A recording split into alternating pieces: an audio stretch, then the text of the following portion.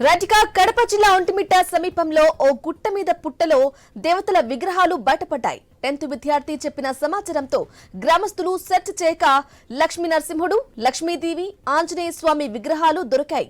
తనకు దేవుడు స్వప్నంలో కనిపించి చెప్పాడని స్టూడెంట్ హరికృష్ణ చెప్తున్నాడు. ఆ విగ్రహాలను చూసేందుకు చుట్టుపక్కల గ్రామస్తులు తండోపతండాలుగా వచ్చారు. ఇక ఆ ప్రాంతంలో మరికొన్ని విగ్రహాలు ఉండొచ్చని అంచనా వేస్తున్నారు.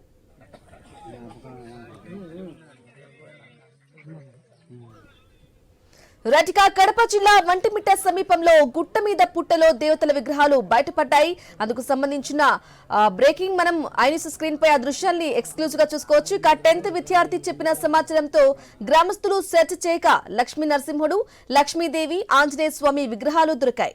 తనకు దేవుడు స్వప్నంలో కనిపించి చెప్పాడని స్టూడెంట్ హరికృష్ణ చెప్తున్నాడు. ఆ విగ్రహాలను చూసేందుకు చుట్టుపక్కల గ్రామస్తులు తండోపతండాలుగా వచ్చారు. ఆ ప్రాంతంలో మరికొన్ని విగ్రహాలు ఉండొచ్చని అంచనా వేస్తున్నారు.